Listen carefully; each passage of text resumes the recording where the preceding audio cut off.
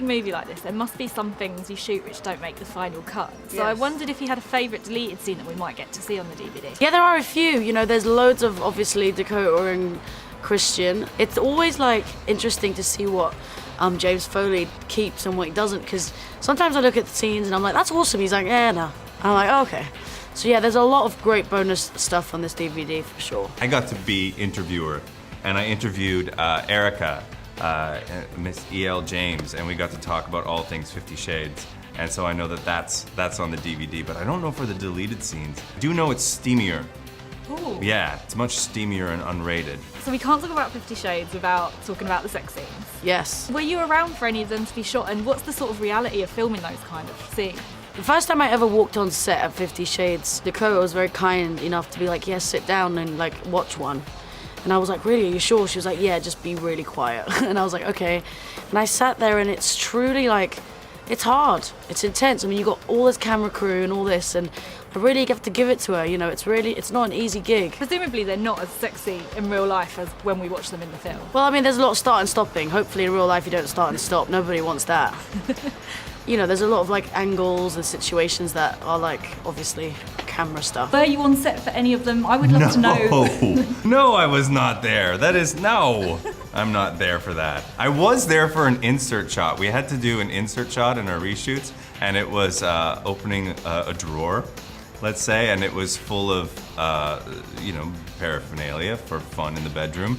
And we had an assortment of about 50 different items that could be in the drawer, and the amount of people that were all surrounding us trying to figure out what are the exact 4 items that should be in this drawer while we were all picking them up and looking at them, and there was a lot of giggles. Imagine going to work, getting naked, being surrounded by 60 of your coworkers. It's like having your mom watching you make out on the couch at home. It's like, it's so not hot, you know? It's like the opposite of it, and yeah. But the illusion of chemistry and movie magic, it makes it look hot. The chemistry is so important, right? Yes. I mean, what did the cast do to bond on set? Jamie and Dakota had their own way of doing things, but we all kind of always hung out. You know, we were all in Vancouver, so there's not that much to do really. So we had a lot of time to like chill and go to restaurants and get to know each other. And I made great friends in the process with like Dakota and that. So it was just nice. Do you know what? For me to feel really comfortable, because obviously I can sing in front of anybody, but acting was definitely something I wanted to build my confidence in. There's a post of me on Instagram where I'm at work and it's just me. And then literally Eloise Mumford posted like 2 days later how it's the entire cast except for me. So a lot of stuff it was by myself, or you know, with Dakota or Rita, who was great fun. So you know, a lot of my stuff was like sabotage in the background, so I wasn't really around much. They kept me separate, I think, on purpose. What was it like filming with Rita?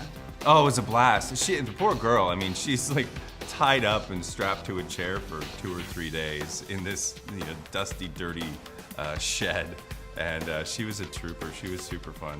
And what's your funniest or most memorable moment from filming? I think it was actually getting kidnapped and really getting tied up in a chair and having to sit there for like hours while the cameras were kind of setting up, and I'm like, all right guys, you ready? But it was amazing. I mean, I really love doing things that aren't like typical Rita Ora, or like something that's really out of my character. I mean, what was that like filming those kidnap scenes? Really good. We did it for a few hours.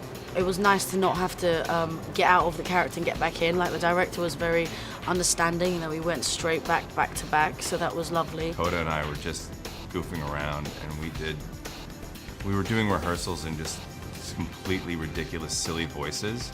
And I think we did the whole rehearsal without actually saying any words. And it was a good laugh. I realized at that point that we could have a good time, and it's not all gonna be serious and whips and chains, so to speak. It's gonna be a fun time. What were the silly voices, do you remember? Oh, I don't even know. It was like an extreme Valley Girl. I didn't have any other arm. You know, so yeah, it was super fun.